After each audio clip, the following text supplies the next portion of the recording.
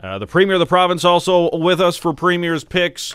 I think the proper thing to do here is distraction, Premier Wall, because an 0 for 5 week for you last week. Let's just distract people from that reality. And are you a? You know, it was kind of I wasn't on the show, as you know. I sent them by email, but so I truly, in every sense of the word, mailed in my picks last week. It's pretty obvious. Terrible. Oh, I couldn't believe it when it was the Winnipeg field goal. That's when I knew it was all bad for you, when the Bombers beat the BC Lions, because everybody went with the BC Lions last week on Premier's Picks. And way behind. Well, Jamie, you're running away with it, but also way behind Gary the King and the fans too. It's going to be tough. The fans have now taken second place overall, and they have passed the 500 mark. Of course, everybody got off to a pretty poor start earlier in the season, but the fans are now at 33 and 32. They have 5 points ahead of the Premier Wall. And, of course, on Premier's Picks, all you have to do is text in for the fan vote, 306-306, and your 4 selections for Premier's Picks. And the games are Winnipeg at Ottawa, Calgary at Toronto, BC at Edmonton, Hamilton at Montreal. So send in your 4 winners at 306-306. But Premier, when it comes to celebrations, are you a Warren Woods kind of guy, which is, hand the ball back over to the referee and make your way back to the huddle or the sideline? Or are you okay with what Jose Bautista did last night, which was erupt in emotion, staring down his home run, completing it with one of the most epic bat flips to end all bat flips? Yeah, I guess I'm kind of in the middle. In terms of celebrations, and that sounds like a typical politician answer, but in terms of celebrations, I don't think people should be focused on that. I think what happened after the game, round 1, a long ways to go. ALCS, they're going to meet the Royals here soon. Do you have that big of a celebration in round 1? I mean, I kind of like what they do in the NHL and even in the CFL. The Riders certainly have won the West Division before and politely stand beside the CFL West Trophy. Well, I forget the name of it. You probably know, Jamie, for the picture. But don't touch it and move quickly on to worrying about the task at hand. I think that's the celebration people should be talking about.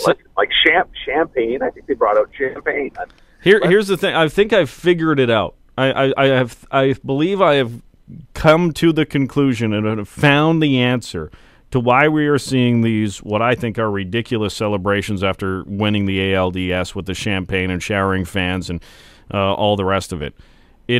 When you go to MLB.com, they have a section on the celebrations that are going on, and it's sponsored by the beer company you see them drinking the beer with. So I think these players are told to have a huge celebration because it is sponsored by said beer company that has supplied them with the booze to waste in the locker room, so to speak. Whatever the reason, I think it's poorly timed. There's lots of work to do if you're the Toronto Blue Jays. Or any of the teams still left in the MLB playoffs. Yeah, lots of work to do. So we'll see how it. The Royals did the same thing last night with the champagne in the locker room, and it was a little. They do it for winning a wild card. They do it for getting into the wild card. That's right. I think I'm kind of with you in general, though. It's like I certainly like that on the football field, and I don't. You sound like sort of a grumpy old curmudgeon. You don't want any celebration, but that's what Woodsy is being called on the text line. Oh, I'm getting hammered. Yeah. Well, in football, for example, I think that the best exclamation point you could put on a great play, maybe a touchdown, for example, especially a touchdown, because he obviously has the football, is to walk over and hand the football, just like John Madden said, hand the football to the ref and state your intention to return soon to the end zone at the next available opportunity. I think that's a pretty powerful celebration. I like the guys that actually score a touchdown and put the ball down. Yeah. That's actually making a show itself because it's so old school. And guys just do it, I think, to be kind of different as well. But, just cross the line, put the ball down. Just the way they used to do it in the old days. And that's become a celebration. Putting the ball down and plan to be back here soon. Yeah. See, I like the bobsled. I like the guys running onto the boat. Do it, whatever. Have some fun. But I do think the Jose Bautista thing was still a little over the top on the back. Well, you just imagine yourself being the pitcher, and yeah, you gave up the home run, and yeah, if you don't like it, pitch better. But the fact remains that other teams don't like that stuff. They'll take hands in the air. They'll take a lot of things. I think they'll even take that stupid chicken wing. But see, I don't mind Edwin's celebration when he does the Ed wing and puts his arm out like a chicken wing and runs that's his thing. That's what he does. And I guess Jose Bautista's thing is flipping and the maybe bat. because it was Bautista. It almost hit the Sky Dome or the CN Tower, the top of the CN Tower. So look out there. Someone had edited a picture where the bat is flying through the skyline of Toronto right now with Jose Bautista. But yes, many people have caught Blue Jays fever as they go on to the ALCS against the Kansas City Royals, and there's no love lost between those two teams either.